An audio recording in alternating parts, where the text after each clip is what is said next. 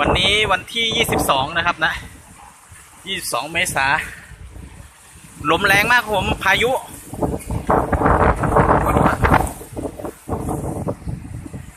ที่ตำบลบ่อไทยนะครับนะอำเภอหนองไผ่จังหวัดเพชรบูรณ์ครับผม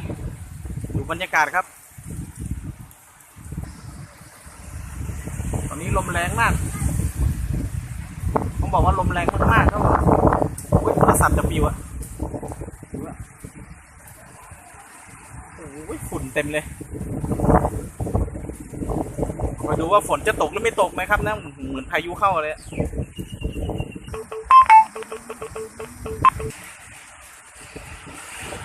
ฝนเริ่มมาแล้วครับฝนเริ่มมาแล้วเม็ดมาเริ่มเลย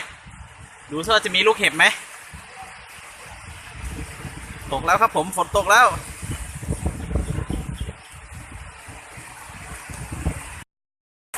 ผมตอนนี้ฝนตกแรงมากๆครับผมดูครับตรงนี้ท่วมเลยนะครับนะตกแรงมากครับผมตอนนี้ไม่มีทีท่าว่าจะหยุดเลยนะครับนะดูครับผม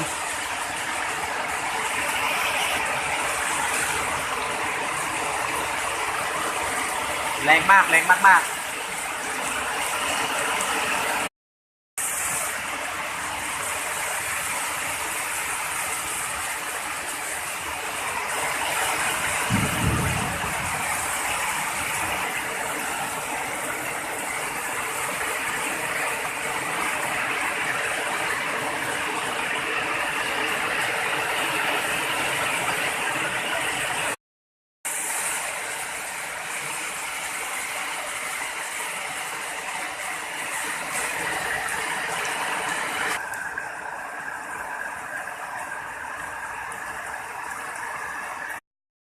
แล้วฝนก็ตกอย่างแรงครับผม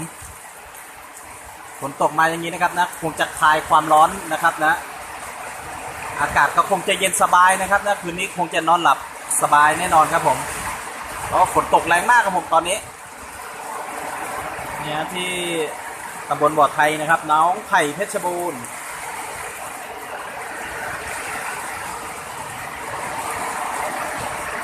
เย็นสบายครับผมวันนี้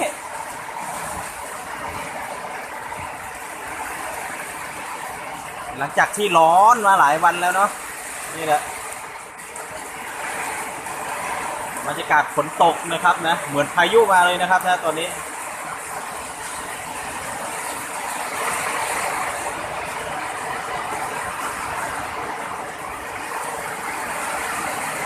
โอเคครับผมเก็บบรรยากาศพายุฝนนะพายุลมนะครับนะหรือว่าลมยังแรงอยู่เลยนะครับนะก่อนครับผม